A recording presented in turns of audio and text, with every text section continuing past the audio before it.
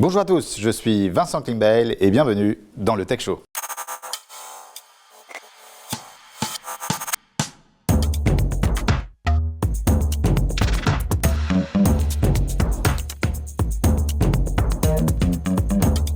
Chers amis, quel plaisir de vous retrouver encore une fois pour ce nouveau Tech Show. Alors vous le savez, le Tech Show, c'est votre rendez-vous mensuel autour du numérique, de la tech et des startups. Chaque mois, nous recevons une célébrité du monde du digital. Mais avant de vous dévoiler la personnalité qui va nous rejoindre en plateau, voici le sommaire de l'émission. Aujourd'hui dans le Tech Show, Renaud Simard viendra nous parler de l'art de briser la glace en public, Maud Dadzup nous parlera de la puissance de Pinterest, Mickaël Finel nous expliquera la gamification des process de recrutement, Édouard Ducré abordera le thème des notifications push, mais aussi des jeux, des interviews, des surprises pour notre invité. C'est tout de suite dans le Tech Show. Mon invité a un parcours exceptionnel. Né au Cambodge, issu d'une famille d'origine sino-vietnamienne, il arrive en France à l'âge de 5 ans. Véritable geek passionné par les nouvelles technologies, c'est en 1993 qu'il rentre presque par hasard à la Fnac en tant que simple vendeur. Il en ressort 7 ans plus tard en tant que cadre dirigeant. Puis en 2000, il redémarre à zéro et fait partie de l'équipe fondatrice de la licorne Pixmania où il restera plus de 12 ans. Après avoir été directeur général de showroom privé, directeur général de Stuart, il investit dans de nombreuses startups. Il est aujourd'hui le General Manager France de Scalapay, un fleuron de la fintech italienne. Pinky Wang est notre invité. Bonjour Pinky. Salut Vincent. Je suis ravi de te recevoir au Tech Show. C'est un honneur. Alors Pinky, on va le découvrir, hein, mais on en a parlé un peu dans ton introduction. Il y a quelque chose d'exceptionnel, je trouve, dans ton parcours. C'est qu'à chaque fois que tu rentres dans une société, quelques années plus tard, elle dépasse le milliard. Donc on va prendre l'exemple de Pixmania, qui a fait, je crois, plus d'1 milliard de chiffre d'affaires. Ensuite, tu vas chez Showroom Privé, qui a approché aussi le milliard de chiffre d'affaires. Tu vas chez Stuart, pareil. Donc nous, la question qu'on se pose, c'est est-ce que tu es un porte-bonheur ou est-ce que c'est quand tu rentres dans une société, c'est simplement grâce à toi que ça devient une licorne? Merci pour cette image. Mais non, la réalité, c'est que je pense que c'est moi qui ai de la chance de rencontrer vraiment des entrepreneurs à chaque fois. D'accord. Alors c'est vrai qu'on la provoque un petit peu, mais c'est ça. À chaque fois, j'ai eu la chance d'avoir des vrais entrepreneurs à mes côtés. Alors Pinky, tu es aujourd'hui directeur général France de Scalapay. Est-ce que tu peux nous présenter Scalapay? Je crois que ce n'est pas une banque, mais c'est une appli, un service. Est-ce que tu peux nous présenter ce qu'est Scalapay? Alors, Scalapay, c'est effectivement pas du tout une banque. On est né dans la fintech, donc ça veut dire qu'on a des data scientists. On a une mission, c'est aider les marchands à augmenter le taux de conversion et à augmenter leur panier moyen. Et finalement, le projet qui a démarré il y a 2 ans, ça a été de se dire qu'on va offrir aux clients la possibilité de payer en 3 fois sans frais. Donc jamais payant pour le client.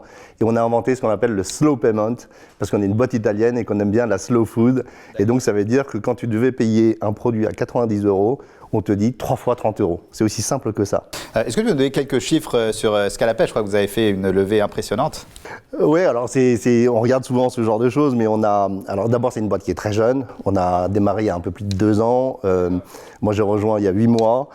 Et très vite, de ce concept, on est devenu très vite le leader, en tout cas un acteur significatif en Italie. D'accord. On a fait 48 millions de dollars en amorce. D'accord. Donc ensuite, 48 millions de dollars de levée. De levée avec des investisseurs. D'accord. Donc c'est pas encore une série A. Et puis on a fait une série A menée par Tiger, qui est un fonds très significatif aux États-Unis, donc là de 155 millions de dollars. 155 millions de dollars. Donc déjà 200 millions en déjà moins d'1 an. De levée. D'accord. Vous êtes présent dans plusieurs pays? On a démarré, alors effectivement, moi je gère toute l'Europe, donc on a bien l'Italie où on est bien implanté et on veut devenir en tout cas un acteur significatif en Europe du Sud. Ça veut dire France, Italie, Espagne, Portugal et on est aussi déjà en Allemagne. D'accord. Et vous êtes combien de personnes aujourd'hui? Quand je suis arrivé il y a 8 mois, on était 50. D'accord. On est maintenant 150. Et on doit recruter à peu près 300 personnes encore cette année. Waouh, c'est vraiment impressionnant. Tu es toujours dans des entreprises en fait en hypercroissance. Tu as l'habitude de l'hypercroissance. Mais en fait, je trouve ça excitant. Si tu veux, l'hypercroissance, c'est vrai que dans mon parcours, on a oublié un truc, c'est que je suis revenu temporairement dans une partie qui est le retail, chez Fashion Cube. C'est vrai. Donc la famille Muet que j'ai adoré. Et c'est vrai qu'on n'est pas dans les mêmes ratios. C'est-à-dire que ce que l'on fait aujourd'hui, c'est toujours de se dire pourquoi pas. Et le pourquoi pas est super intéressant. Quand on est revenu dans le retail, on a toujours des questions qui se demandent pourquoi. Et nous, on se dit pourquoi pas. Et donc c'est assez génial parce que le pourquoi pas nous permet d'aller très très vite. Un de tes secrets, c'est le pourquoi pas. C'est ça C'est qui le fait. pourquoi pas. D'accord, ça c'est un Tout est bon possible. conseil, c'est un très bon conseil. Pinky, on va continuer de parler de Scalapay, mais comme tu le sais, au Tech Show, on aime bien en savoir plus sur le parcours de l'invité. Donc c'est parti pour l'interview Backstory. Alors Pinky, pour cette interview, on t'a fait une petite surprise, donc je te laisse la découvrir. Alors est-ce que tu reconnais cette photo? Alors oui et non. Parce que finalement, quand je suis parti, j'étais très jeune. Alors tu peux nous dire déjà de quel pays il s'agit? Bien sûr du Cambodge. Du Cambodge, d'accord. Moi, je suis né dans la capitale à Phnom Penh, mais très franchement, je me souviens de rien. D'accord, donc ça ne te révèle pas tant de souvenirs que ça, c'est peut-être Mais je un trouve ça très souvenir beau. d'enfance. Donc tes parents ont fui le Cambodge à cause de la guerre civile. Est-ce que tu y es retourné depuis? Pas du tout. Pas du tout, d'accord. Et c'est quelque chose que tu aimerais faire, de retourner? Oui, évidemment. Mais j'ai eu une enfance finalement très heureuse. Je suis le dernier d'une très grande famille. J'ai 8 frères et sœurs. Waouh. Et je suis le plus petit. D'accord. Le gâté. Le chouchouté. Le chouchouté. D'accord. Donc dans cette interview, on a essayé de reprendre les éléments clés de ton parcours et on a un nouveau format de l'interview Backstory. Donc ce que je te propose, c'est que je vais commencer une phrase et puis tu la termines. Est-ce que ça te va? Bien sûr. Très bien. Alors je m'appelle Pinky Wang et je suis arrivé en France à l'âge de 5 ans. 5 ans. Parfait. Et quand j'étais petit, je voulais être Pompier. pompier. D'accord. Et alors, t'as abandonné après à 7 ans, 8 ans peut-être cette idée? Non, j'ai abandonné très très vite en fait. D'accord. Je fais mes études. Je fais pas beaucoup d'études. D'accord. Surtout. D'accord. J'ai quand même mon bac. D'accord. J'ai un peu galéré. Ok. Et puis finalement, je suis arrivé à la fac. J'ai rencontré beaucoup de copains. D'accord, tu étais à Panthéon-Sorbonne, si Tout nos à informations fait. sont justes. Et ouais, c'est bien ça, tu es bien renseigné. Et tous mes copains sont devenus traders, D'accord. géraient des banques. Et moi, j'étais un peu le petit canard boiteux. J'ai décidé d'aller travailler directement. D'accord. Finalement, tu as bien fait parce que tu as quand même eu un parcours exceptionnel. Donc, tu commences à faire quelques petits boulots. Alors, je fais quelques petits boulots, mais toujours tourner autour d'une passion. Et D'accord. alors, c'est pas une blague. J'étais vraiment un joueur de fou. Et D'accord. comme beaucoup de Chinois d'ailleurs, mais c'est un peu caricatural. Quel Je genre jouais de tout le temps. jeu? Ouais. Écoute, je suis né avec les jeux vidéo, je suis né avec les consoles de jeux, je suis né avec les premiers PC arrivés en France. Est-ce que tu penses que ça, le fait d'être joueur, ça peut aider ça a aidé dans ta carrière de Alors, professionnel? je suis intimement convaincu que le jeu, c'est essentiel, et c'est ce que je dis aussi un petit peu à mon fils, parce qu'en fait, l'intérêt du jeu, de la gamification, c'est qu'on passe des étapes assez vite, et c'est super gratifiant. Et donc le fait de jouer, d'essayer d'atteindre des étapes et de faire du level up, c'est un petit peu ma vie. Donc en 93, tu tombes sur une offre d'emploi et tu commences. Tu parles de Pixmania? Non, juste avant. Ah, juste avant, mais oui, mais tu vois, T'as été en 93. c'est tellement loin que... D'accord. Je suis tellement joueur que je me dis, je tombe sur une petite annonce et c'était l'ouverture de la Fnac Micro. D'accord. Cluny. Donc dans les jeux vidéo. Et Dans donc les tu as jeux commencé, vidéo, et t'as je me dis, commencé c'est à la génial. Fnac. D'accord. Et je démarre en tant que vendeur. D'accord. Et donc après, petit à petit, tu as gravé les échelons. Et puis là, on arrive en 2000, effectivement. Et là, c'est une aventure formidable qui commence, puisque en 2000, tu rejoins l'aventure Pixmania. Pixmania. Et il faut se souvenir qu'en 2000, il y avait Amazon qui pointait le bout du nez. Déjà, un petit peu pas très loin. Mais dans les années 2000, c'était incroyable. On était un peu dans la bulle. Et on avait toutes des sociétés que les jeunes de moins de 20 ans ont carrément oubliées. On avait les eBay, on avait les Kelkoo, on avait toutes ces boîtes qui étaient incroyables. eBay, Et on l'a c'était pas oublié, ça existe toujours quand même. Oui, mais on en parle moins quand même. C'est vrai. Et donc, alors, Pixmania, vous êtes monté à quel chiffre d'affaires, quelle croissance? Fais-nous rêver.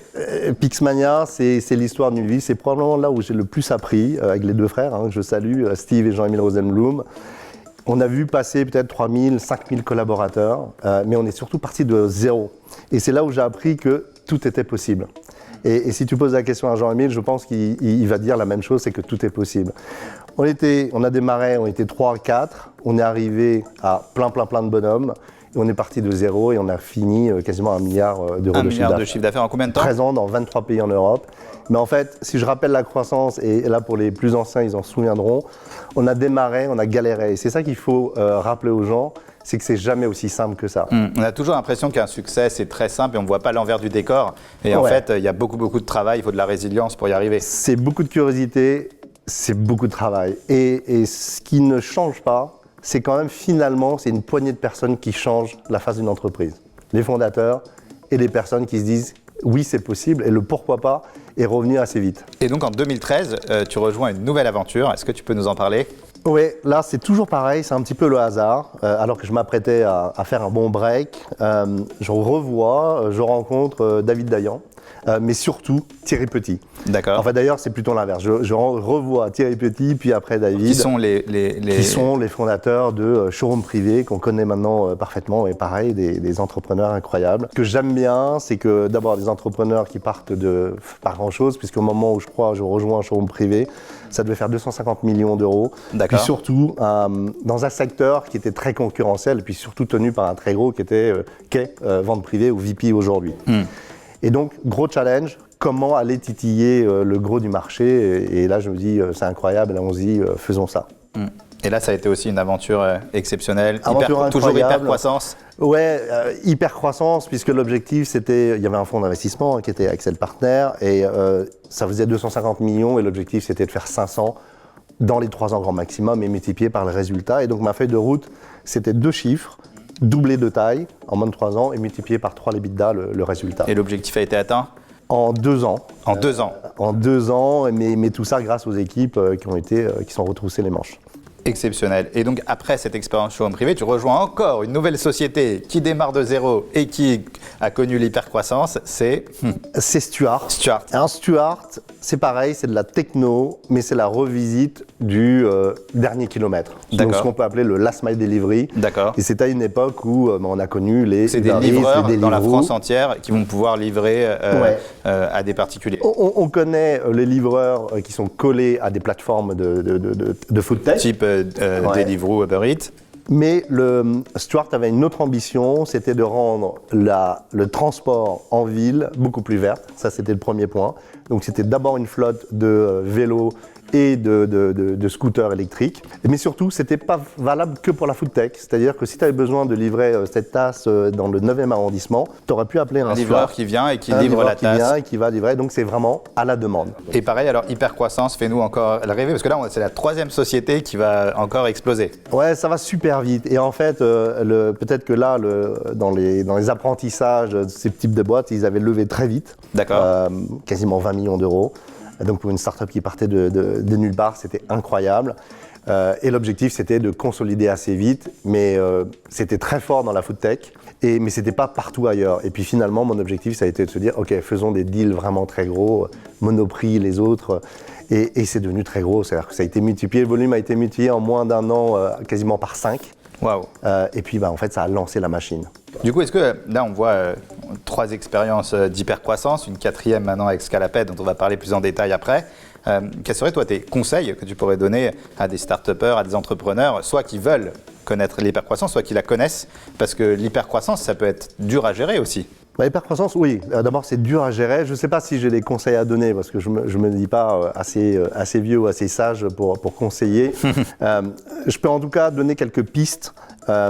Et dans l'hypercroissance, on fait souvent une erreur lorsqu'on veut faire grandir la boîte très très vite, c'est qu'on oublie souvent l'humain. Donc on met souvent de la finance, on met de la tech, on met un certain nombre de choses. Souvent, ce que je fais dans une boîte d'hypercroissance, c'est de gérer le people. C'est on prend de l'avance avec le talent, en détectant les talents, et ça part souvent de là. Ça, c'est vraiment le premier conseil. D'accord. En tout cas, première recommandation. Et la deuxième, c'est vraiment d'être très très pragmatique. C'est-à-dire que les plans trop loin n'ont pas de sens. C'est-à-dire faire un plan à 3 ans. Sur vous, c'est des BP à 1 an quand on est en hypercroissance. Bien sûr, il faut tirer le fil rouge. Il faut qu'on rêve toujours. Il faut être, 3e point, très très ambitieux. Par expérience, quand on dit qu'on va faire 100, on va retenir que 100. Quand on dit qu'on va faire 150, on va tout faire pour faire 150. Et le 4e point, c'est vraiment de limiter ça dans le temps.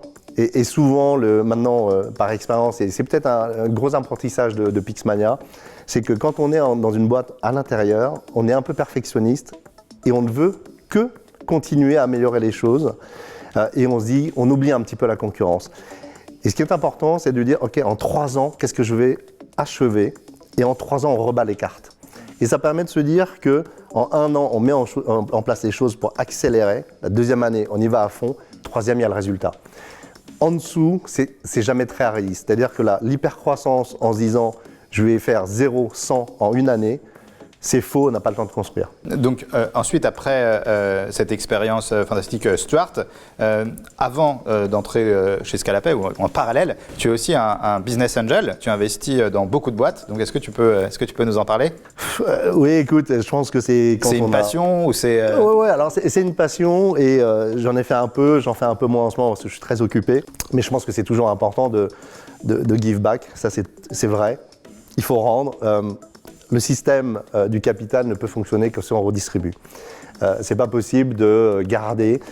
Et donc, accompagner l'entrepreneuriat, c'est évidemment clé. Et donc, j'ai quelques boîtes que j'adore. Et puis, c'est vrai que avant de revenir, j'ai revu l'interview que tu avais faite avec Marc. Et puis, je ne vais pas trop parler de Cosmo Connected que tu connais bien, mais ça fait partie des boîtes que j'affectionne beaucoup. D'accord. Et donc ensuite, dernière actualité, donc tu intègres Scalapay.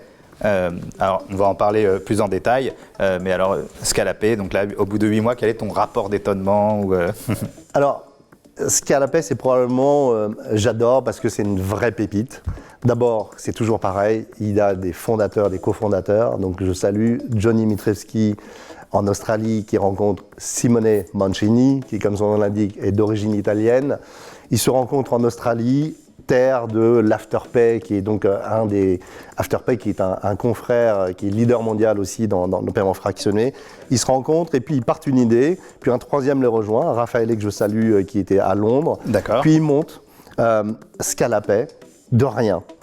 Et ce qui est important, c'est que là on parle bien d'hypercroissance, ça n'existe que depuis 2 ans, un peu plus, 2 ans et demi, et d'une page blanche, ils se disent comment est-ce que je vais faire les choses et c'est quoi la prochaine entreprise que je vais faire.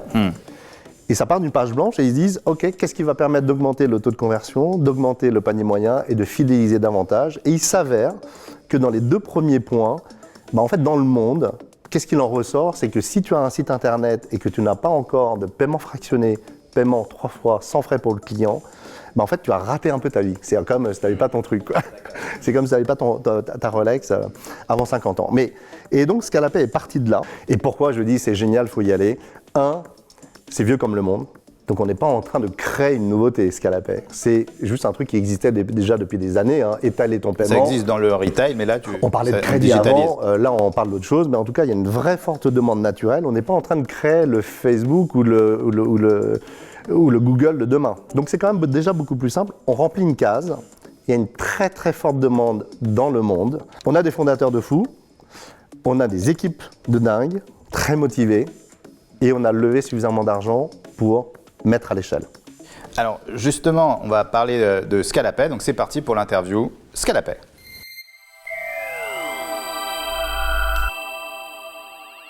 Alors Pinky, on va parler plus en détail de Scalapay. Alors est-ce que tu peux nous expliquer comment ça fonctionne? Est-ce que je dois souscrire à un abonnement? Est-ce qu'on doit télécharger une application ou est-ce que c'est directement sur le site du e-commerçant? Alors d'abord c'est un truc qui existe pour la partie online et pour les magasins.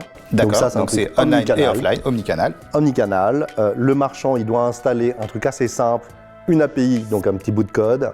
Et à partir de là, ça c'est pour la partie online. Et donc sur la fiche produit, tu vas voir Scalapay, le produit qui vaut tant ou 3 fois tant avec Scalapay. Quand tu as fait ça, le client, toi, si tu as envie d'utiliser, tu cliques dessus, tu as quelques champs à remplir et on te dit au bout de 3 secondes, oui, on accepte l'étalement du paiement ou pas. Et c'est aussi simple que ça. Et alors, dans quel cas tu peux ne pas accepter l'étalement? Ça arrive. Dans quel cas? Il y a plusieurs cas, mais c'est important de se dire qu'on n'est pas là pour créer du surendettement. D'accord. Ça, c'est un vrai sujet qui est en ce moment un peu partout en Europe et dans le monde. Quand il y a un prospect qui est surendetté, vous pouvez refuser le paiement 3 fois? Ah oui, complètement. D'accord. Complètement. D'accord. Est-ce que ça fonctionne donc tu disais online et tu peux nous expliquer offline, donc chez un commerçant? Ouais, offline, on a à peu près le même principe, en tout cas pour le client final qui voit Scalapay existant. Donc il y a des chevalets, il y a ce qu'on veut. Mais on a plusieurs principes. C'est soit il scanne un QR code, il remplit son truc à l'avance et il présente le QR code au marchand ou à la caisse, qui a juste à scanner le QR code et il dit c'est bon, validé ou pas validé. Donc même principe, d'accord. On a ça et puis on a d'autres systèmes et c'est très simple. D'accord. Alors, est-ce que tu peux nous expliquer le modèle économique? Puisque si je comprends bien, pour le client c'est gratuit, Oui. Donc comment vous gagnez de l'argent? Alors, d'abord, le marchand gagne de l'argent. D'accord. Qu'est-ce Donc qui tout le se monde passe gagne de l'argent en fait. Tout le monde gagne de l'argent. Non, tout le monde gagne de l'argent. Le client, on a d'abord un client satisfait. On a une D'accord. super note Trustpilot, 4,9 sur 5. Parce que d'abord, oui, c'est gratuit, on lui rend service. On lui dit, écoute, profite du slow payment. Étale ton truc. Sans frais pour toi. Le marchand, qu'est-ce qu'on lui offre? On lui offre un taux de conversion de l'ordre de 10-12% en plus et un panier moyen qui augmente de 30 à 50%. Et pour ça, on va prendre une commission auprès du marchand qui varie entre 2 et 4%. Sur le montant Sur le montant dépensé. total de la transaction. D'accord. Sachant, les métriques sont impressionnantes. Vous augmentez de 12% le taux de conversion, c'est exceptionnel, et en plus le panier moyen. Oui. On se dit, comme on paye en plusieurs fois, on va acheter plus. Alors, c'est pas que ça, c'est que imagine que sur un site internet d'origine, normalement, on crée du trafic, tu connais, tu es un pro là-dessus. On a à peu près 70% des visiteurs qui rentrent dans un magasin online, en magasin physique c'est autre chose, et qui partent, et qui fait tout simplement de lèche-vitrine. Sur ces 70%, et c'est normal, c'est pas un mauvais chiffre, nous on dit on va en capter 10%. On dit tout simplement, tu n'avais peut-être pas prévu d'acheter maintenant, mais peut-être dans 10 jours. Et en fait, le paiement fractionné, ça permet de se faire plaisir au bon moment, sans frais. Très intéressant. Donc aujourd'hui, qu'est-ce qui vous distingue de vos concurrents? Vous n'êtes pas le seul sur ce marché. Qu'est-ce qui fait qu'un e-commerçant va choisir Scalapay ou même un client plutôt qu'une autre solution? Alors un client, il va choisir Scalapay parce qu'on est cool. Non, je plaisante. Non, parce que c'est super, mais nous, on ne facture jamais le client. Donc ça, c'est l'une des potentielles raisons. On valide très vite, on dit oui ou non, et on est très soucieux de ce qu'il peut payer ou pas. Donc ça, c'est le premier point. On a une palette très large de marchands pour lequel en fait il se fait des plaisirs, on n'est pas dans le crédit, je rappelle ce processus. C'est vrai qu'il y a des concurrents qui sont dans le crédit et qui ont ça comme nous, business on model. Pas dans vous le paiement n'êtes pas 10 du fois tout. ou plusieurs fois. Ça fait partie de nos questions. Voilà, on ne le fera pas. Et quel est le type d'achat justement que l'on paye en 3 fois? C'est ça qui est incroyable, c'est que on a souvent l'impression que c'est un sujet de surendettement. Bien sûr, il faut faire très attention à ça. Et ça, c'est notre métier de ne pas donner plus qu'il n'est possible de dépenser. Mais les petits plaisirs, nous, c'est, contrairement à d'autres confrères qui avaient positionné un minimum d'achat, nous, on déclenche le paiement en 3 fois, visible, à partir de 5 €. Et c'est comme ça qu'on arrive dans le parcours client à augmenter. C'est parce que quand on avait prévu de dépenser un produit qui valait 30 €, un haut qui vaut 30 € chez Jennifer, on lui dit 3 fois 10 €. Et de cette mécanique, on se dit finalement, oui, je peux me faire un petit plaisir en plus, acheter finalement un panier à 45. Et la différence, tu le sais, si tu fais bien tes maths, c'est 3 fois 10 ou 3 fois 15. Et tout ça, c'est toujours gratuit. Donc, c'est ça notre type d'achat. Pinky, je vais désormais laisser la parole à Renaud Simard, qui est DG de la société Proximum 365 et qui va nous proposer une chronique inédite. Il va nous parler de l'icebreaking, donc l'art de briser la glace. J'ai hâte de découvrir ça. Donc, sans attendre, c'est parti pour la chronique de Renaud de Proximum.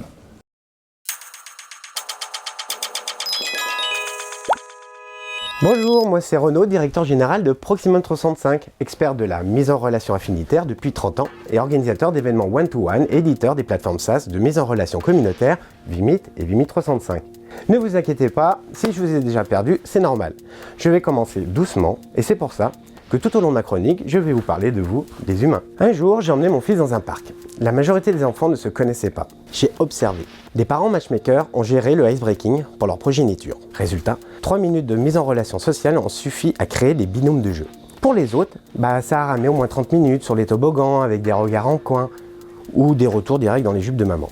J'ai donc découvert que les parents du monde entier nous avaient chippé notre place de leader mondial des one-to-one events, même avec nos 2 millions de rendez-vous ciblés organisés par an. J'ai validé que ceux qui bénéficient de la mise en relation ciblée ont très concrètement une expérience affinitaire décuplée par rapport à ceux qui sont livrés à eux-mêmes. J'ai compris que nous sommes tous des enfants de 5 ans qui ont grandi, mais en gardant les forces et biais de notre humanité. L'aisance relationnelle reste problématique pour la majorité des adultes, en miroir aux enfants que nous étions. J'ai donc confirmé que dans un événement, salon, convention d'affaires, congrès, réunion d'enfants dans un parc, une majorité de participants ont absolument besoin qu'on organise les mises en relation à leur place d'une part et que l'on facilite leur icebreaking d'autre part pour optimiser le retour sur investissement, temps et émotion. Donc, pendant 1 an, nous avons filmé avec l'accord de nos participants les pauses café et déjeuner pendant nos événements. Nous avons confirmé exactement le même comportement que nos très chères têtes blondes. Malgré l'identification d'un lead intéressant sur le badge d'un participant, 80% d'entre nous hésitent à aborder la personne directement. Tempête sous un crâne, j'y vais pas. Vous voyez ce que je veux dire, non? Alors c'est pour cela que vous soyez organisateur professionnel ou organisateur de votre événement corporate, partez du principe que la gestion du icebreaking et la mise en relation sont de votre responsabilité. Planifiez tous les rendez-vous one-to-one de vos convives. Placez-les à déjeuner en fonction des notes laissées par leurs soins afin qu'ils exploitent au maximum ce moment affinitaire. Relancez tous les participants post-événement pour vous assurer que les meilleurs leads ont déjà planifié un deuxième rendez-vous. Comment? Lors de ma prochaine chronique, je vous l'expliquerai. Allez, au revoir les humains. Voilà Vincent, j'espère que vous avez appris de belles choses et je vous souhaite un très bon tech show. Merci beaucoup Renaud de la société Proximum. Pinky, on sait que quand on rentre dans une société, on se doit d'être un minimum corpo, n'est-ce pas? D'ailleurs, je vois que tu as un polo Scalapay, donc tu es tu es un peu corpo. Eh bien, c'est ce qu'on va découvrir maintenant dans l'interview corpo ou pas corpo.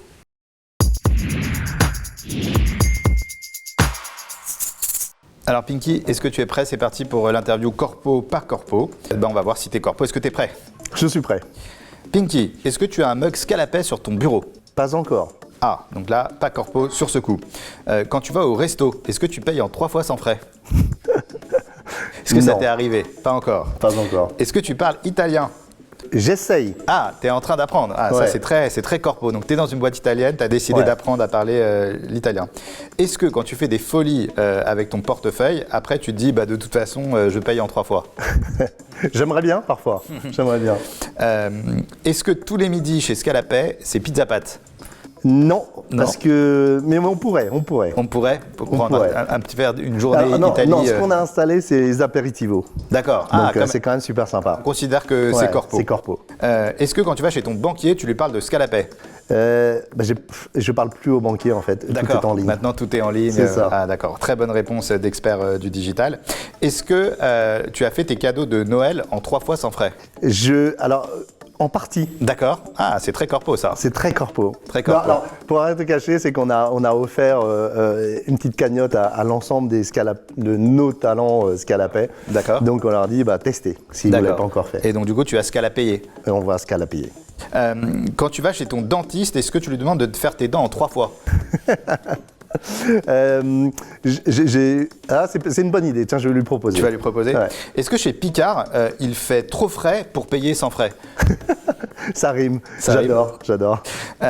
Et enfin, dernière question, pour voir si vous êtes vraiment corpo, est-ce que vous payez vos salariés en plusieurs fois? Oui, 12 fois par an. 12 fois par an, d'accord. Bien répondu. En tout cas, je vois que tu es assez corpo. Merci beaucoup de t'être prêté à ce jeu. Pinky, il est maintenant l'heure de recevoir Maud du cabinet de conseil en performance digitale AdsUp Consulting, qui chaque mois vient décrypter les secrets du digital. Et pour expliquer de la manière la plus simple, elle l'explique comme si elle expliquait à sa grand-mère. C'est parti pour Maud dans la rubrique « J'explique à ma grand-mère ».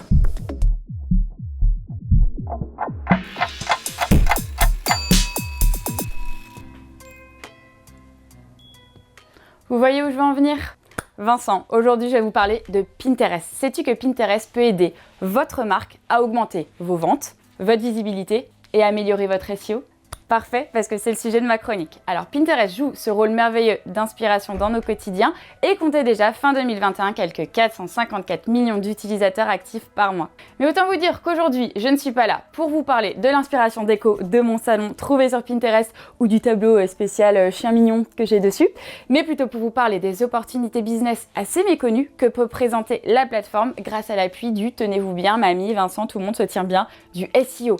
Avant de commencer, tout d'abord, je me présente, salut à tous, moi c'est Maud Verenzoum, je suis directrice associée du cabinet de conseil en performance digitale AdsUp Consulting. Aujourd'hui, je vous parle de la puissance du SEO sur Pinterest et je vous ai même listé à la fin 4 étapes très concrètes pour augmenter vos performances sur le levier. Ben voilà, alors, ce que dit Vincent, il me dit Pinterest est un réseau social. Ben non Vincent, c'est un petit peu l'a priori que tout le monde a et Pinterest en fait c'est plutôt décrit comme un moteur de recherche visuel qui fonctionne en fait grâce à un algorithme qu'on appelle Smart Feed et qui s'appuie sur plusieurs critères afin de vous proposer du contenu pertinent lors de votre browsing.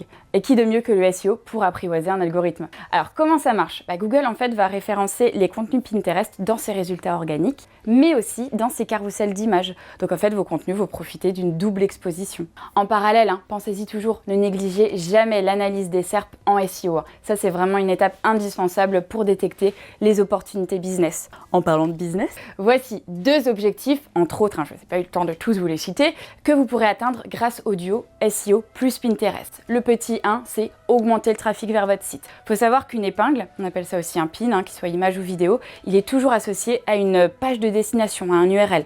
Donc concrètement, après une requête, l'internaute il a besoin d'exactement un clic avant de passer du pin sur son feed à votre site directement. Voilà pourquoi s'assurer d'une belle visibilité sur Pinterest, c'est aussi acquérir du trafic supplémentaire sur votre site. Le petit 2, c'est rencontrer une nouvelle audience. Alors si vous vous demandez quelles sont les catégories les plus recherchées, on compte plus de 8 millions sur la recherche décoration maison, 6,2 sur la mode ou encore 5,8 millions sur la beauté. La plateforme, elle abreuve vraiment les internautes et même mamie d'ailleurs en idées, tendances et découvertes sur tous les sujets. Et c'est là en fait que votre marque elle intervient. Sur Pinterest, la connexion elle se fait naturellement. Vous pouvez ainsi toucher une audience qui est identifiée comme affinitaire assez facilement. Mais tout ce que je vous dis là, c'est à condition d'être présent dans les pages de résultats. Pour info, les épingles elles vont y être classées par ordre de pertinence en s'appuyant sur les critères de l'algorithme et non par ordre chronologique. Ça c'est à avoir en tête. Enfin, la stratégie à mener pour augmenter vos performances, elle va se faire en 4 étapes. Le petit 1, réaliser une analyse sémantique en identifiant vos mots-clés stratégiques. Ça va être la première étape. Le petit 2, c'est réaliser un audit de l'existant et un diagnostic de vos contenus. Le petit 3, c'est déterminer une animation éditoriale avec une récurrence, un type de post, en prenant bien en compte les recos que vous avez identifiés pendant l'audit. Et enfin, monitorer et piloter. Il y a vraiment du monitoring partout en ads, grâce au dashboard que vous avez à disposition sur Pinterest Analytics. Alors je sais, je suis passée un peu vite, mais si vous voulez en savoir plus, on vous a préparé un guide complet qui récapitule comment vous lancer, les objectifs à atteindre et les différentes étapes pour activer en fait votre stratégie SEO grâce à Pinterest. Je tenais d'ailleurs à remercier les équipes de Pinterest France et le pôle SEO chez Heads Up Consulting que j'ai absolument harcelé pour vous produire ce contenu. Si vous souhaitez que je vous l'envoie, je vous mets le lien de la page quelque part ici pour le récupérer. Vincent, c'est tout pour moi, je suis presque dans les temps. J'espère que cette vidéo aura donné envie aux spectateurs du Tech Show de diversifier leur mix média avec ce nouveau couple à la mode. À bon entendeur, salut à tous et bon Tech Show. Merci beaucoup Maud d'Heads Up Consulting, c'était passionnant comme d'habitude, très technique et très enrichissant. Pinky, on sait qu'en plus d'être un dirigeant très successful qui a rejoint beaucoup de belles sociétés, de belles licornes, on peut dire, tu es aussi à titre privé business angel, tu investis dans quelques sociétés et donc c'est la raison pour laquelle on va te faire l'interview j'investis ou j'investis pas. Alors Pinky, tu as été un investisseur. Est-ce qu'on peut parler, tu nous as parlé d'une boîte, peut-être d'une ou deux autres boîtes dans lesquelles tu as investi? Oui, j'ai beaucoup cru à... Il y a une autre boîte qui s'appelle les Cachotières, que j'aime beaucoup, qui fait de la location de vêtements. D'accord, donc, location de vêtements. Je salue. Ok, donc maintenant je propose de tester ton instinct d'investisseur, mais aussi on a vu que tu as quand même rejoint plusieurs licornes, donc tu as senti à chaque fois la société. Donc est-ce que tu es prêt pour l'interview j'investis pas? Carrément prêt. Pinky, je te donne des idées de start-up et tu me dis uniquement sur l'idée si tu investis ou si tu n'investis pas. Clap, une application mobile qui permet d'applaudir à votre place quand vous avez la flemme. J'investis pas. Impôt facile, un logiciel comptable ultra simplifié qui remplit automatiquement tes déclarations d'impôt. J'investis. Proxy Charge, un boîtier qui recharge en continu tous nos appareils à proximité. Dangereux, mais j'investis. T'investis. Métasport, une salle de sport pour perdre du poids dans le métaverse. Ah mais carrément. Carrément. Le métaverse, t'y crois à fond? Ouais, j'y crois. Vous allez vous lancer sur ce secteur peut-être, vous allez vous regarder en tout cas. Forcément. Wavcoin, des animaux virtuels qui s'échangeraient sur un marché blockchain. NFT. J'investis. T'investis. Tombe Connect, un QR code sur la tombe dans les cimetières pour parler face à face aux défunts. Ça existe presque déjà, ça. D'accord. Donc, non, c'est pas mon truc. D'accord. Internet et c'est tout, donc une offre fibre moins chère où il n'y a pas de téléphone fixe qui sert à rien. Internet et c'est tout. J'investis. T'investis, d'accord. Et ensuite, paye après, un système de paiement où tu peux tout payer mais avec 1 an d'écart. Scalapay. D'accord. Et donc, ce qu'à la fin, vous allez faire ça aussi? Vous allez peut-être permettre de payer à 1 an d'écart? C'est beaucoup 1 an, donc j'investis pas. T'investis pas, d'accord. Et enfin, le Tech Show, une émission sur la tech et le digital. Je te donne mon porte-bonheur. Ah, c'est gentil, merci beaucoup. Merci Pinky. Donc, on a rapidement parlé du métaverse dans cette interview. C'est un sujet qui est plus que jamais à la mode. Donc d'abord, qu'est-ce que tu penses, toi, du métaverse? Moi, ça me fascine. Alors, c'est toujours pareil, c'est entre l'admiration et la crainte. Mais métaverse, oui, quand on sort toutes ces dérives, parce qu'en fait, on regarde que le mauvais, moi, je pense que c'est une innovation forcément en tant que geek que je vais regarder et que je regarde déjà. Donc, il faut s'y intéresser. Eh bien, dans l'équipe du Tech Show, on a un chroniqueur, une chroniqueuse du Tech Show qui est notre experte sur le sujet. Donc c'est Julie qui va nous parler de la présence des marques dans le métaverse et de la monétisation sous forme de NFT. C'est parti pour la chronique de Julie Jacob.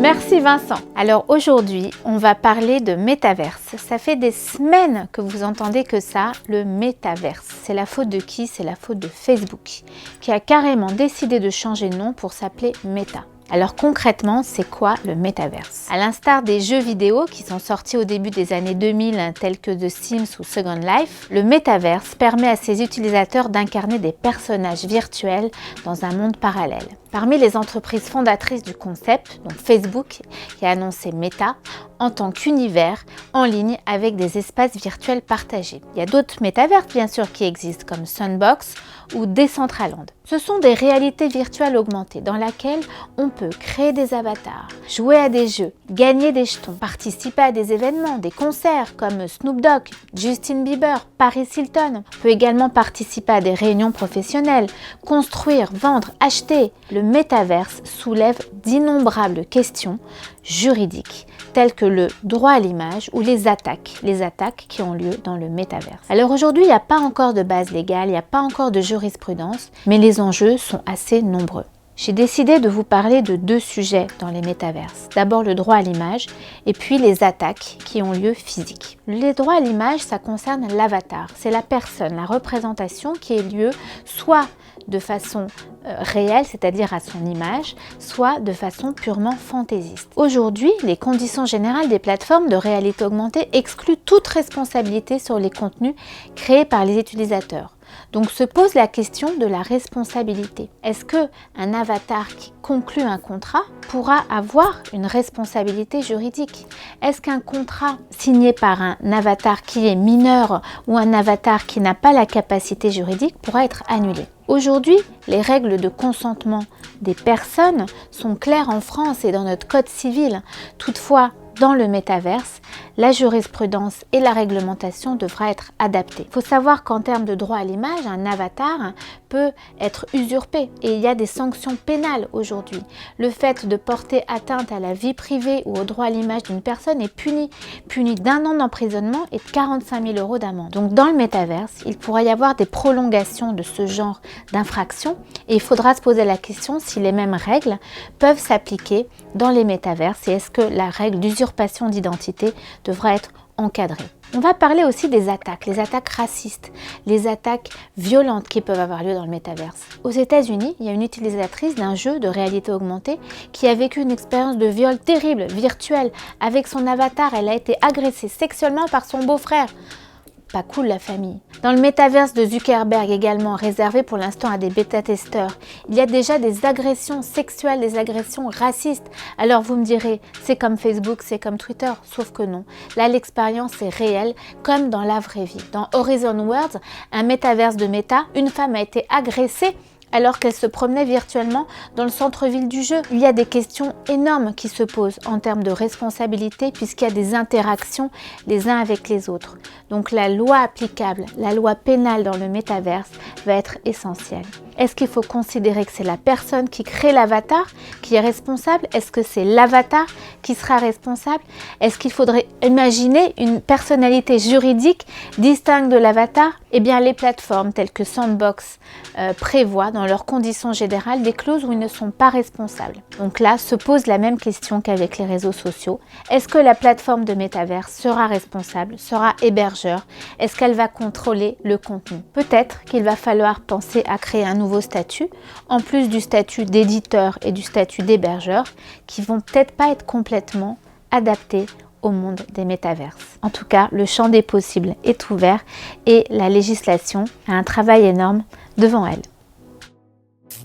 Merci beaucoup Julie, c'est vraiment passionnant ce sujet du métaverse, on va suivre de près, mais là on sent qu'il y a une nouvelle révolution qui est en train d'apparaître. Et c'est vrai que je te rejoins sur un point, c'est que chaque fois qu'il y a une avancée technologique, une rupture technologique, il faut toujours trouver le bon équilibre avec les libertés fondamentales qui peuvent aussi être bafouées, donc il faut être vigilant sur tous ces sujets. Pinky, tous les mois, je laisse le plateau à Edwina d'European Digital Group qui aborde des cas concrets sur la problématique de fusion-acquisition. Je crois que vous avez déjà souvent, dans tes expériences précédentes, racheté des sociétés. Chaque mois, elle interviewe des personnalités du secteur pour qu'on puisse s'améliorer sur la croissance externe, les opérations de croissance externe. C'est parti pour l'interview d'Edwina. Bonjour à tous et bienvenue dans ce nouvel épisode dédié à l'explication des opérations d'investissement. Je reçois aujourd'hui Maître Élodie Dana, cofondatrice et associée du cabinet d'avocats Cover Avocat, exclusivement spécialisée dans le droit social. Bonjour Élodie. Bonjour Edwina. Je suis ravie de te recevoir sur le plateau. Merci beaucoup de m'avoir invitée. Avec plaisir. Élodie, je souhaiterais aborder avec toi les problématiques de droit social auxquelles on fait face dans le cadre des opérations d'investissement. Lorsque vous faites des audits sur une opération, quels sont les principaux sujets que vous vérifiez dans le cadre de ces audits ? Très bonne question. Donc, en priorité, nous vérifions le socle contractuel, les contrats de travail, les éventuels avenants et bulletins de salaire. Et on vérifie surtout que l'employeur, en fonction de la taille de l'entreprise, respecte ses obligations légales. Est-ce qu'il y a un règlement intérieur, la mise en place d'institutions représentatives de personnel? Est-ce qu'il y a des accords d'entreprise, l'affichage obligatoire? Certains sujets nécessitent une attention toute particulière. Et notamment, je pense à la durée du travail. C'est un sujet assez vaste. À la durée du travail, 35 heures Absolument, D'accord. Absolument, Edwina. Il arrive que lorsqu'un acquéreur achète une entreprise, il pense que les salariés sont aux 35 heures et au final, dans la réalité, ils travaillent beaucoup plus. Dans certains contrats, et notamment pour les cadres, on prend l'habitude d'indiquer des clauses de forfait en jour, forfait heure. Cependant, ce sont des clauses qu'il faut vérifier et surtout savoir si elles sont valables en fonction de la convention collective. D'accord. Donc ça, c'est vraiment un point d'attention spécifique, la durée du travail. Il y a aussi la rémunération, et notamment la rémunération variable. Pourquoi ? Il y a certains objectifs qui nécessitent, bien sûr, d'être validés en amont et d'être transmis aux salariés en amont. Et nous, en tant qu'avocats, on va vérifier si ces objectifs sont clairs, atteignables. La durée du travail, les clauses d'objectifs, il y a aussi la cohérence entre toutes les clauses du contrat de travail et les bulletins de salaire. On va vérifier si les fonctions qui sont indiquées au contrat se retrouvent bien sur le bulletin, s'il s'agit du bon coefficient, si la rémunération minimum de la convention collective est appliquée. On va vérifier, on va vraiment travailler avec ces deux socles en comparaison. Ensuite, il y a des clauses qui sont coûteuses, qui nécessitent une attention particulière. Donc toutes celles-ci ne sont pas coûteuses. En fait, la durée du travail, c'est la max du max, et c'est pour ça que je l'ai indiqué en premier. D'accord. Mais les clauses auxquelles on pourrait ne pas faire attention parce qu'elles interviennent en fin de relation, contrat, oui. C'est la clause non-concurrence. D'accord. Qui doit être bien rédigée pour pouvoir être appliquée, Oui. et la clause qu'on appelle de golden parachute, Oui. c'est-à-dire qu'on va attribuer à un salarié sortant une indemnité. Donc ces clauses-là doivent être bien rédigées et donc on les vérifie avec une attention particulière. Il y a le type de contrat. Il y a des contrats de travail à durée déterminée. Le risque, s'il est mal rédigé, c'est qu'il soit requalifié en contrat de travail à durée indéterminée. Donc ça, on va véritablement vérifier le motif. Et il y a aussi les contrats de prestation de services. Ces contrats-là, c'est la tarte à la crème où, effectivement, on va à chaque fois vérifier s'ils ne peuvent pas être requalifiés, s'ils sont légitimes et qu'ils ne peuvent pas être requalifiés en contrat de travail à durée indéterminée. Donc ça, c'est plutôt aussi sur la durée ou en tout cas l'engagement qu'un prestataire a avec la société, le temps de travail qu'il alloue la société. Exactement. Oui. Si c'est un travail qui est exclusif ou pas. D'accord, ok. Je m'attache ensuite aux ruptures de contrat. Donc là, on vérifie sur les 12 derniers mois quel était le motif de rupture. Est-ce que le nombre est important ? Ça peut être aussi un bon regard sur le climat social de l'entreprise. Ah oui, bien sûr. Et puis, on va vérifier tout ce qui est instance représentative du personnel. Et d'ailleurs, en vérifiant dans les procès-verbaux du comité social et économique, on peut encore voir s'il y a des difficultés par rapport à ce climat social. Est-ce qu'il y a des difficultés avec des redressements URSSAF, des remarques de l'inspection du travail? Et là, ce sera ça nous facilite notre regard pour avoir ensuite pour donner à l'acquéreur une information claire. Très bien. Et du coup, je comprends qu'il y a des sujets qui sont beaucoup plus problématiques que d'autres, notamment donc la durée du travail, ou quels sont ceux qui sont vraiment très problématiques? Alors, la durée du travail est effectivement très problématique. Donc, on recommande un suivi régulier du temps de travail.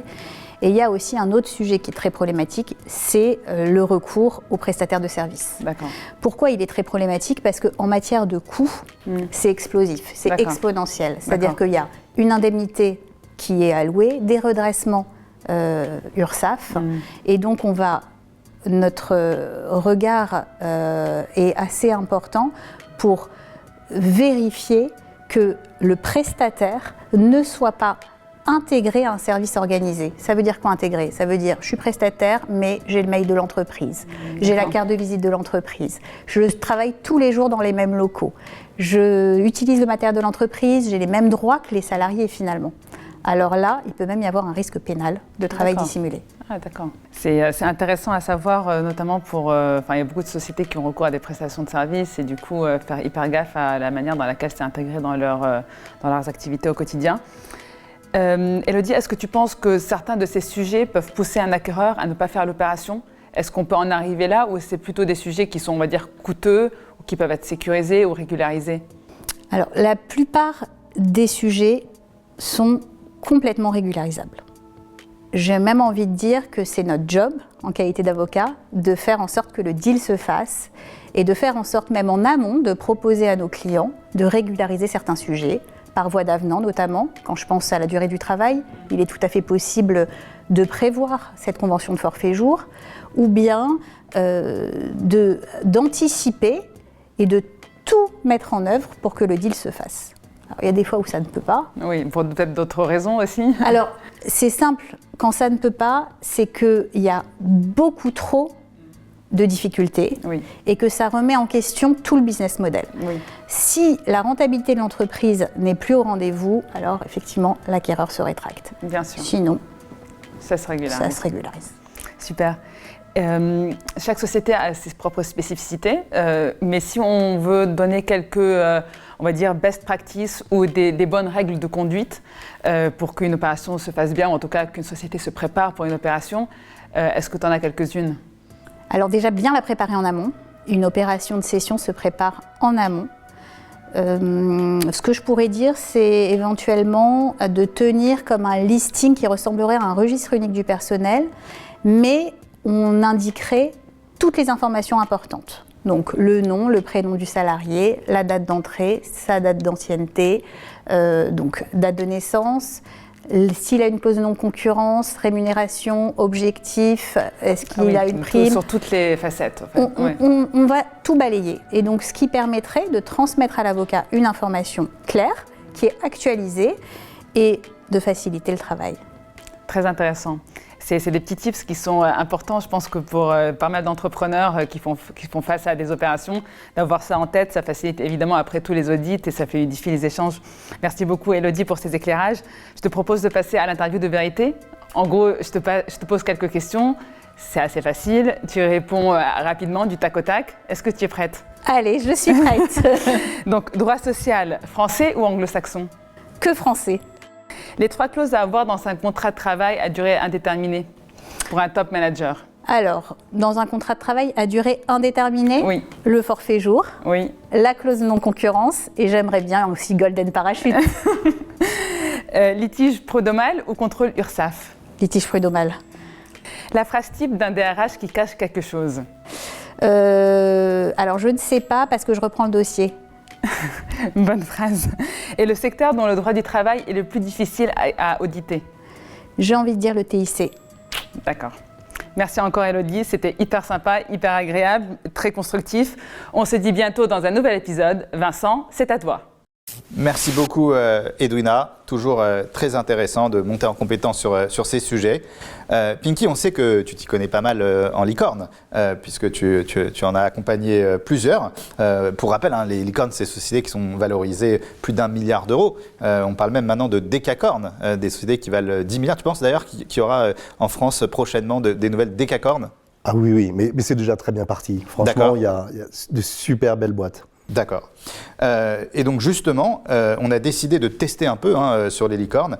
Est-ce que tu es partant pour jouer avec nous au jeu Question pour une licorne? Mais bien sûr. Eh bien, mon cher Pinky, c'est parti. Donc voilà, je te donne un buzzer que tu dois garder avec toi. Et donc c'est un peu un remix de Question pour un champion. Donc tu dois nous donner la réponse. C'est parti pour l'interview. Question pour une licorne.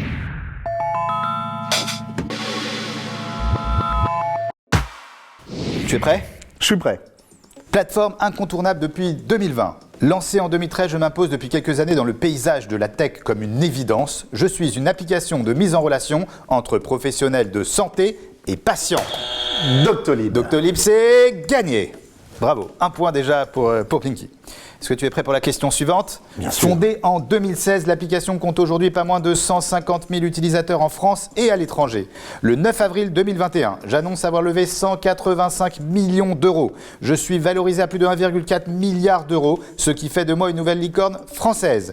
5 ans seulement après mon lancement, je propose une assurance dédiée aux entreprises et aux indépendants, 100% en ligne. Je suis Pinky. C'est pas possible que Pinky trouve pas ça. Attends, c'est quoi? Je suis une assurance en ligne. Une assurance en ligne. Luco. Non.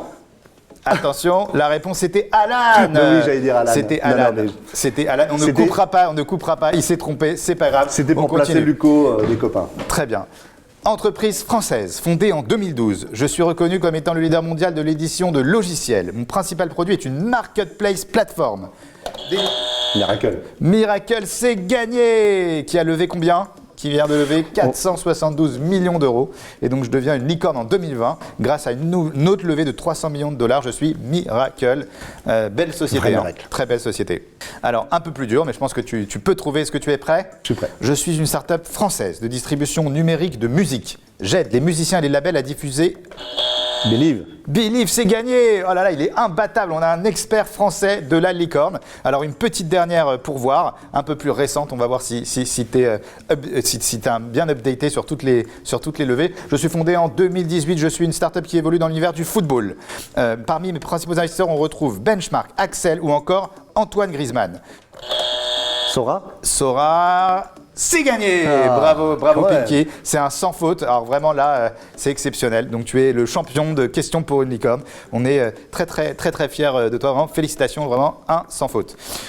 Pinky, je suis très content aujourd'hui car c'est le retour d'un chroniqueur qu'on adore, qui était là dans les premières émissions.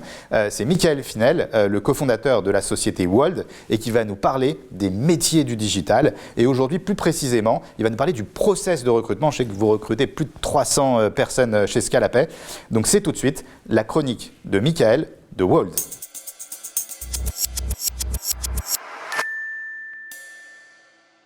Hello Vincent, merci beaucoup pour ton invitation au Tech Show. C'est Mika, je suis le cofondateur de Wold. Alors Wold, c'est une tribu de passionnés du digital, de l'agilité, du produit et de la tech. Une tribu qui accompagne ses clients dans la construction de leurs produits web 2.0 et 3.0. Nous avons créé Wold autour de valeurs, l'audace, l'excellence et l'entraide. Quels sont les rôles de fondateur d'entreprise? Le premier rôle va être de recruter et le deuxième de processer. Avec Erwan, mon associé, nous avons décidé de décomposer l'ensemble des process et des rituels chez Wold. Par exemple, il était important pour nous de créer une véritable boîte à outils accessible à l'ensemble de notre staff interne. Depuis la prise de contact avec les futurs Wolders, au daily meeting, en passant par les rétros de suivi de mission, ces outils vont permettre à nos équipes de s'imprégner au mieux des valeurs de Wold et de notre approche sur mesure et premium. L'objectif, c'est de permettre à nos salariés de se rattacher à un cadre en toutes circonstances et de faciliter bien entendu leur quotidien. Quotidien qui va être rythmé d'ailleurs par des tâches plus ou moins chronophages, avec plus ou moins de valeur ajoutée. Pour y remédier et apporter de l'intérêt dans chacune de nos actions, nous avons décidé d'apporter de la gamification dans tous nos process. Alors qu'est-ce que la gamification? Voici la réponse en images.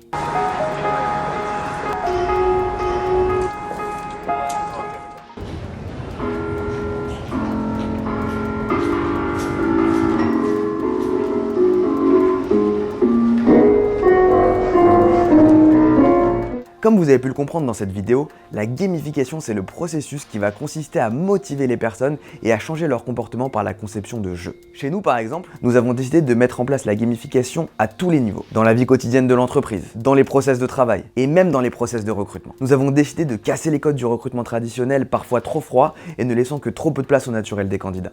Pour les libérer et faire ressortir leurs soft skills, nous avons créé les Wold Cards. Ces 10 cartes représentent chacune un trait de caractère de notre personnalité. Par exemple, la curiosité, la recherche de liberté, le pouvoir. Le candidat pourra donc, durant l'entretien, s'appuyer sur ces cartes pour faire ressortir sa personnalité à travers la présentation de ses différentes expériences professionnelles. Finalement, la gamification à travers les classements, les récits d'histoire ou même les concepts de niveau vont avoir pour conséquence positive de cultiver une certaine singularité et surtout renforcer le sentiment d'appartenance. Merci beaucoup Vincent pour ton invitation, j'espère que la gamification vous a inspiré et puis je vous dis à très vite pour un nouvel épisode. Merci beaucoup, Michael, de la société Wold. Le recrutement, c'est quelque chose de très important chez vous. Tu disais que vous alliez recruter beaucoup de monde sur 2022. Ouais, c'est peut-être la base en fait, le recrutement. Donc, et comme c'est pas une science exacte, c'est là où il faut mettre beaucoup d'efforts. Et se tromper en fait, quand tu prends le temps, suivant les pays, quand tu as des périodes d'essai ou le temps de recruter et d'accueillir la personne, il peut s'écouler entre 1 mois, 3 mois, 6 mois. Donc quand on fait une erreur, en fait, quand tu es dans un truc qui doit aller très vite, quand tu perds 3 mois, c'est énorme. Donc il faut vraiment mettre beaucoup d'énergie, ne pas se tromper sur les RH, c'est une partie très importante dans la croissance des startups. C'est de l'humain, donc c'est pas une science, hein, on n'est pas dans des cases.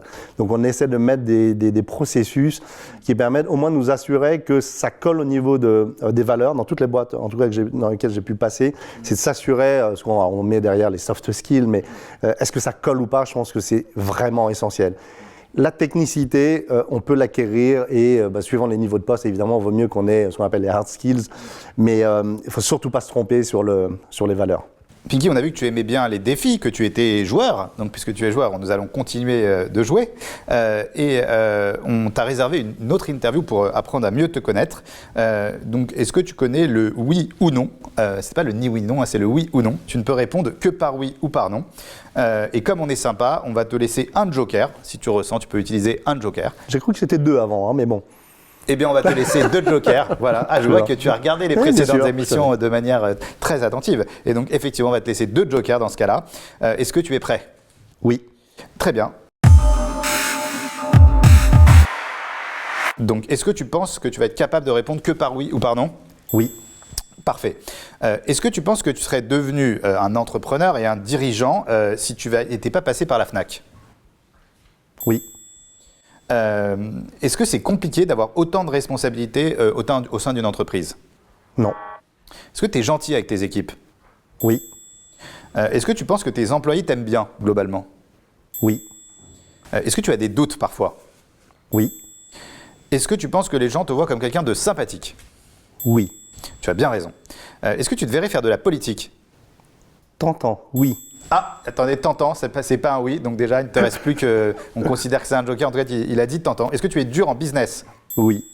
Est-ce que tu as déjà viré quelqu'un sur le champ? Oui. Est-ce que tu as déjà été viré sur le champ? Non.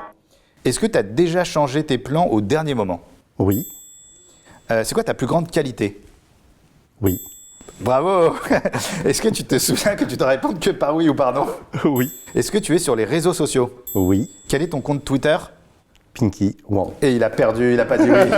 On est magnifique. Est-ce que tu es sur les sites de rencontres? Non. Est-ce que tu penses que tu vas encore investir dans d'autres boîtes? Oui. Et donc, est-ce qu'on peut encore te présenter des projets? Oui.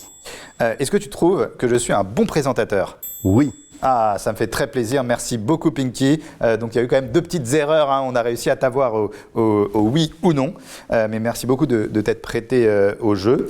Donc, toi qui es très connecté à l'univers du web, de la tech, est-ce que tu te connais un peu en web push, en push notification, ce levier? Très peu. Très peu. Eh ben, on va en apprendre un peu plus parce qu'on a demandé à Édouard Ducret, le fondateur d'Adrénalide, de nous expliquer en détail tous les rouages de la push notification. C'est parti pour l'interview d'Adrénalide.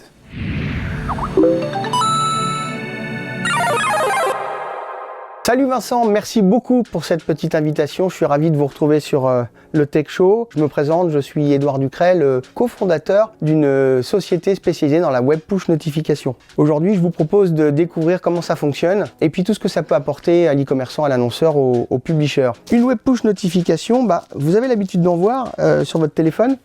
Ce sont ces petites notifications qu'on reçoit toute la journée. En général, ce sont des notifications qui proviennent d'applications. Et pour être très précis, ce n'est pas l'application qui vous envoie une notification, c'est le centre de notification. En d'autres termes, l'application est un logiciel qui passe commande au centre de notification. La web push notification, c'est le même principe, sauf qu'ici, c'est le navigateur, le browser, Chrome, Firefox, Edge, qui va passer commande à ce sacré centre de notification. Il y en a 2, hein. On a soit Apple et ça s'appelle iOS, soit on a un Android. Quels sont les avantages de ce format? Il y en a plein. D'abord, c'est un format qui fonctionne et sur mobile et sur ordinateur. L'intérêt de la web push notification, c'est que ça va s'afficher directement sur le device, c'est-à-dire l'écran de l'internaute, que ce soit sur son ordinateur ou sur son téléphone mobile. Alors, qu'est-ce que ça change par rapport à la publicité classique traditionnelle? Beaucoup de choses. D'abord, on est protégé par rapport au risque d'image, ce qu'on appelle la brand safety. Parce que la pub ne va pas s'afficher sur le support, mais directement sur l'écran. Aucun risque d'afficher sa publicité sur un site exotique, etc. La web push notification ne peut pas se bloquer. Ça veut dire que même les internautes qui bloquent la publicité sont susceptibles d'accepter ce format et donc pour les e-commerçants de toucher des gens qui d'habitude ne peuvent pas être reciblés. Enfin, la fraude est impossible avec ce format puisque c'est une relation directe entre la marque et l'internaute. Est-ce que ce média est intrusif? C'est vrai qu'on pose beaucoup la question, ça s'affiche vraiment directement sur un écran, on peut se poser la question. Je vais vous dire un truc, oui c'est intrusif et c'est justement pour ça que ça fonctionne. En pub, plus c'est intrusif, plus ça fonctionne et inversement. Mais il faut aussi pas oublier tous les avantages qui contrebalancent cette intrusivité. D'abord, il y a une notion d'opt-in, de consentement préalable. On ne peut pas recevoir une notification avant d'avoir accepté de la recevoir. La deuxième chose, comme on l'a dit, c'est comme ça s'affiche sur un écran, finalement on ne dérange pas l'internaute sur le site web qu'il est en train de visiter, la pub va s'afficher sur son écran. Troisièmement, comme c'est très efficace, à peu près 40 fois plus efficace qu'une bannière en termes de taux de clic, en fait il faut donc 40 fois moins faire d'affichage publicitaire pour générer le même résultat, c'est-à-dire le taux de clic. Vous pourriez aussi me demander quand est-ce qu'il faut envoyer une notification, est-ce que c'est le matin, est-ce que c'est le soir? Sincèrement, je pense que c'est les mêmes règles qui s'appliquent avec l'email marketing. Une web push notification a plus de chances d'être vue aux heures où l'internaute est devant son ordinateur ou son téléphone.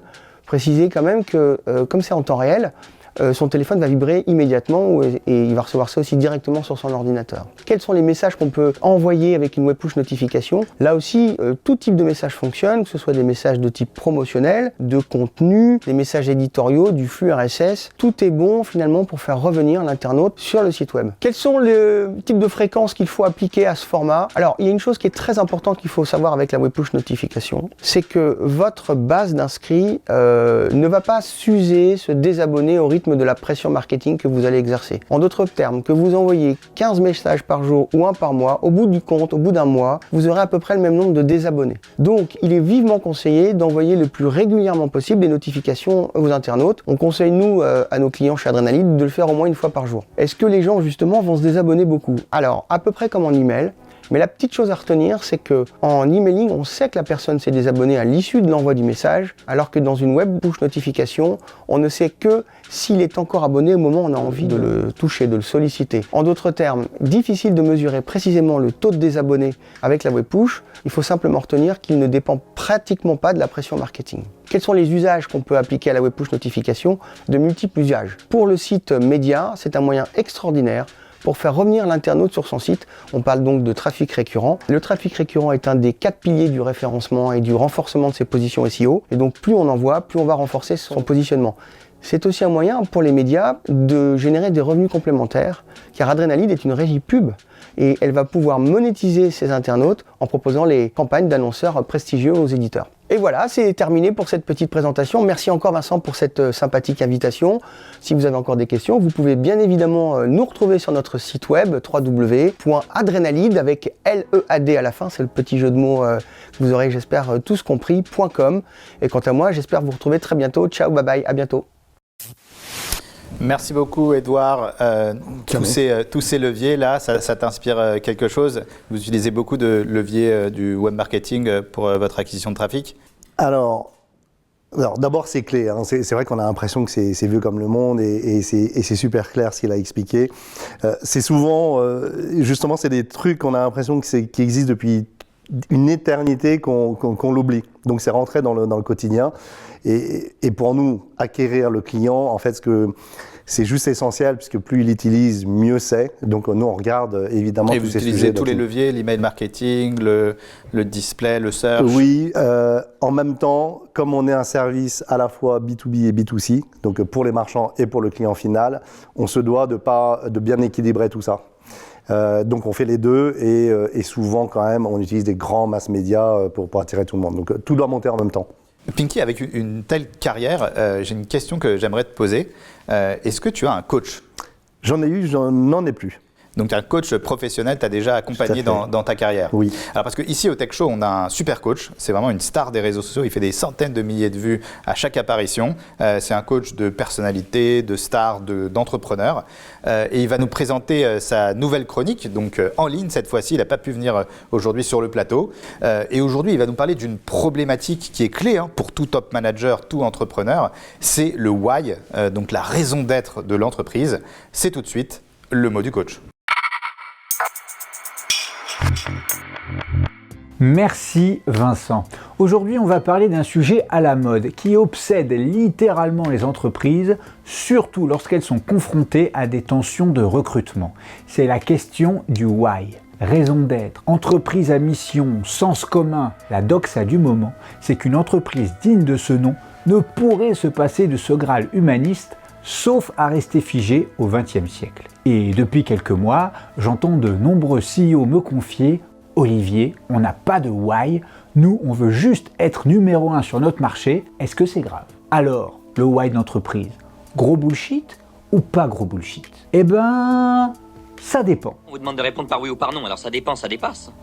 Oui, et pour comprendre de quoi ça dépend, on va dézoomer un peu et s'intéresser à la notion de cohésion. Pour un être humain, appartenir à un groupe n'a rien d'évident, car pour adhérer, il doit renoncer à une partie de sa liberté individuelle afin d'adopter les standards du groupe.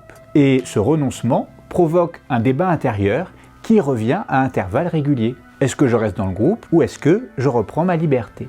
Alors si ce genre de tiraillement est absolument naturel, il n'arrange pas les dirigeants, qui veulent, au contraire, attirer et retenir les meilleurs profils pour continuer à croître. Ces leaders s'efforcent donc par tout moyen de maintenir la cohésion et pour cela, ils jouent sur plusieurs leviers. Des leviers tangibles comme des augmentations, des actions gratuites ou des séjours à Marrakech, mais aussi des leviers intangibles comme la reconnaissance, le challenge collectif, la fierté d'appartenir à une culture forte et, au milieu de tout ça, le fait d'avoir une mission noble, un why d'entreprise. Donc, si la cohésion est bien un facteur indispensable à la survie d'une entreprise, le fait d'avoir un why n'est qu'un élément parmi d'autres dans cet arsenal. En conséquence, un why qui serait conçu sous la pression et sorti du chapeau par une agence, oui, ça risque de sonner bullshit. Et ça pourra même avoir des effets contre-productifs sur la cohésion, car les gens s'en apercevront très vite. A contrario, formaliser son why peut être une très bonne idée, si deux conditions sont remplies. La première, c'est d'avoir une structure solide. La structure, c'est la colonne vertébrale de l'entreprise, celle qui répond aux questions fondamentales du type « Où allons-nous ? Qui fait quoi ? qui est le chef de qui arbitre quoi en cas de désaccord. 90% des problèmes de cohésion viennent de carences au niveau de la clarté des buts et de la structure. La deuxième condition pour qu'un why fonctionne, c'est de s'assurer qu'il soit en connexion directe avec les moteurs profonds du dirigeant, ceux-là même qui l'ont poussé à entreprendre. En un mot, le why ne se crée pas selon moi, il se révèle, se met en mots, en écoutant attentivement le dirigeant parler de son entreprise. Je rajouterai qu'un why authentique est souvent une très bonne manière de remplacer ce que l'on peut appeler la folie des débuts. Quand on démarre une entreprise, la cohésion est évidente, car l'énergie des fondateurs irradie les équipes. Mais quand la boîte grossit, les collaborateurs qui la rejoignent ne vivent plus la même expérience et sont moins proches des fondateurs. D'où l'intérêt d'une culture forte qui prenne le relais, avec si possible un why qui aura valeur de totem. Je terminerai par une conviction forgée par l'expérience. L'environnement actuel de pénurie de candidats peut nous amener à considérer nos collaborateurs comme des clients à attirer et à satisfaire. On multiplie alors les avantages et les promesses à l'embauche. Pour moi, c'est une impasse. Une confusion entre la fin et les moyens qui s'avère perdant-perdant au final. Car soyons clairs, la raison d'être d'une entreprise, c'est d'apporter de la valeur à ses clients. Et les personnes qui la rejoignent doivent donc, avant toute chose, se sentir concernés par cet objectif. Cela n'empêche pas de créer une top culture, un village dans lequel on se sent bien pour travailler. Au contraire, c'est même une condition essentielle pour réussir. Mais c'est un moyen, pas une fin en soi. Allez, salut! Merci beaucoup Olivier, c'est un coach formidable, hein. C'est très intéressant à chaque fois tout ce qu'il nous partage. Pinky, on va accueillir quelqu'un que j'apprécie énormément, qui va nous parler des dernières nominations, des transferts dans le digital. Je pense que tu vois de quelle rubrique je veux parler, c'est le mercato du digital qui va être présenté par Hervé Bloch, qu'on connaît tous. Et il est même revenu accompagné d'Alexandre Nobécourt qui lui va nous parler aussi des influents du secteur. Et donc c'est parti pour le mercato du digital d'Hervé Bloch.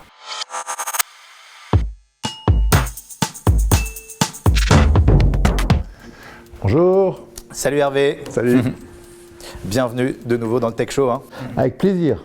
Et bien c'est parti alors pour le mercato digital. Je crois qu'il y a eu pas mal de transferts, il y a eu pas mal d'actu ce mois-ci et on a hâte de les apprendre. Alors effectivement, on ne pourra pas donner toutes les nominations, tous les mouvements, mais on en a sélectionné 8 et puis une petite décalée à la fin. Alors c'est parti pour la chronique de l'émission. Alors Nathalie Rousse rejoint le board de Prêt à Manger pour notamment nourrir l'expansion internationale de l'enseigne et accélérer sa transformation digitale. La plateforme de crowdfunding Wizid a une nouvelle directrice générale avec Mathilde Idanzan et prend notamment dans son périmètre le financement des startups. Aude Winzerich, directrice de mission stratégique et d'innovation chez EDF, a été nommée femme du numérique de l'année 2021 des femmes de l'industrie.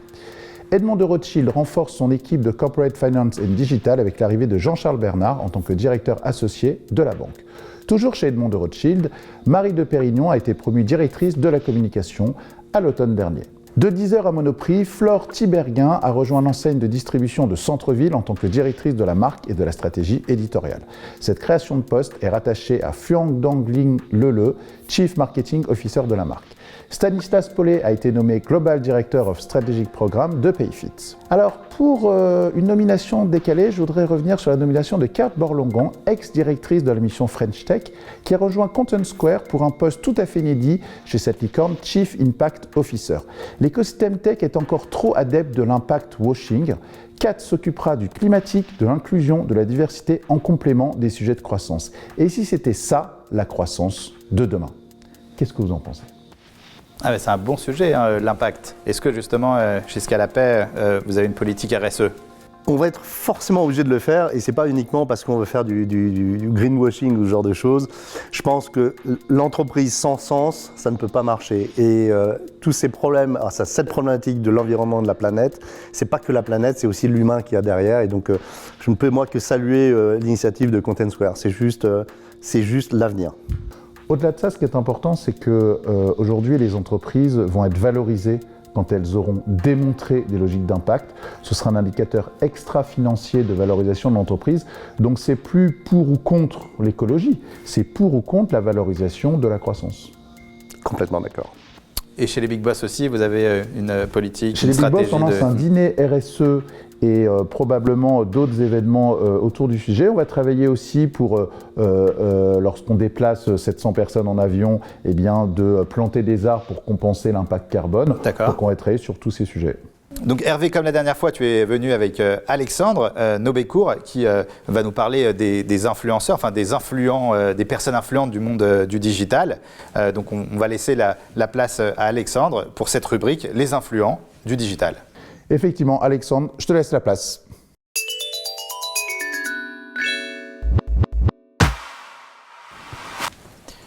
Salut Hervé. Alexandre.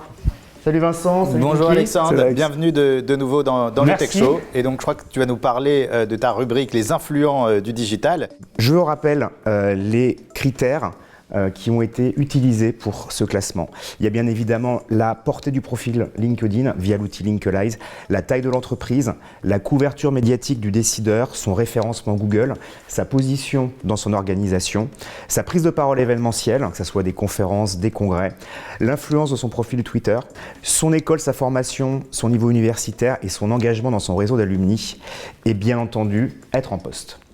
Donc comme je suis personnellement quelqu'un de très bienveillant, je tiens à préciser que c'est un classement et que les 20 personnalités qui vont être citées sont toutes des personnalités absolument incroyables et exemplaires dans leur activisme, dans leur engagement pour leur entreprise, pour leur filière ou pour leur fonction. Alors c'est parti, il y a du lourd. À la 20e place, on retrouve Jessica Del Perro de Crédit Agricole, suivie de Grégory Desfossés du groupe BNP Paribas, ainsi que son confrère Yves Tirot du groupe BPCE, à la 18e place. La banque est à l'honneur. En 17e position, Cécile Cabanis de chez Danone. À la 16e place, Élise Berthe Leduc d'AXA, dépassée d'une tête par Samuel Darouk de chez Nestlé, un big boss emblématique, nous pouvons le rappeler. On enchaîne avec Frédéric Verdaven de Nexity, Axel Daucher, le fondateur de Mec.org, Roxane Varza de Station F, tous les trois respectivement placés, 14e, 13e et 12e place. À la 11e place revient la nouvelle CEO France de Microsoft, Corinne de Bilbao. Alors lui, il connaît bien l'émission de Tech Show, Vincent, pour avoir été invité d'honneur d'un épisode. C'est Tae Chris qui, de ses exploits et ses records en roller, en passant par Danse avec les stars, s'est lancé dans un entrepreneuriat successful en créant On-Off, qui a révolutionné la téléphonie mobile via le digital. Il est 10e de ce classement. Ensuite, Julie Chapon, cofondatrice de l'application Yuka, qui a révolutionné aussi la consommation et les modèles d'achat du grand public. Sébastien Missoff de Google France arrive juste après. Impossible n'est pas Niel, donc forcément Xavier Niel est classé à la 7e position. Position suivante, un décideur qu'on connaît bien, un big boss de la première heure, c'est Julien-Henri Maurice du groupe Le Point. POC JH, tu mérites bien ta 6e position dans ce classement. Alors avant d'annoncer le peloton de tête, deux pointures respectivement en 5e et 4e position, Octave Klaba, cofondateur d'OVH qui a révolutionné l'hébergement et le cloud, et Cyril Chiche de Lydia qui a simplifié les transactions financières entre particuliers. Alors, un plaisir de révéler Valérie Dagan du ministère des Armées en 3e position. Valérie qui a été présidente du jury de la Winter Edition 2019 by les Big Boss. À la seconde place du podium des influents du digital, Nathalie Collin du groupe La Poste, qui également s'était exprimée à l'occasion du gala sur ses engagements en matière de parité, en matière de responsabilité sociale. Et pour révéler le numéro 1, je pense Vincent et Pinky. Ah, on a le suspense là, Pinky, tu as une idée de qui pourrait être le numéro 1 ? Quel est maintenant votre réflexe quand vous, dans ce contexte sanitaire un peu particulier, vous voulez prendre un rendez-vous pour faire tester par exemple ? Je crois que ça y est, j'ai trouvé. Je crois qu'on a buzzé tout à l'heure. Ouais, on a buzzé, on en a parlé déjà tout à l'heure. À notre avis, est-ce que ce serait Doctolib ? Exactement. Et le numéro 1 est le fondateur de Doctolib, Stanislas Niox-Chateau, qui a effectivement aussi révolutionné l'usage de la prise de rendez-vous, des rendez-vous médicaux. Voilà, c'était ce palmarès des influents du digital. On peut tous les applaudir. Bravo Alexandre en tout cas pour ce classement qui est très intéressant et qui met en avant plein de personnalités digitales. Je pense que Pinky, tu devais en connaître certains. Ouais, la plupart. Et Stanislas, franchement, je le trouve incroyable. Donc, voilà, donc juste sur la prochaine émission, on rajoutera Pinky, mais sinon c'était vraiment extraordinaire. Rendez-vous en novembre 2022, t'inquiète pas Pinky. Pinky, j'ai une mauvaise nouvelle à t'annoncer, une très mauvaise nouvelle à t'annoncer. C'est bientôt la fin de cette émission. C'est bien ce qui me semble. Et ce que je te propose pour terminer cette émission, c'est de faire une interview en partant de. Donc c'est parti pour l'interview en partant de. Pinky, est-ce que tu es prêt pour l'interview en partant de? Bien sûr.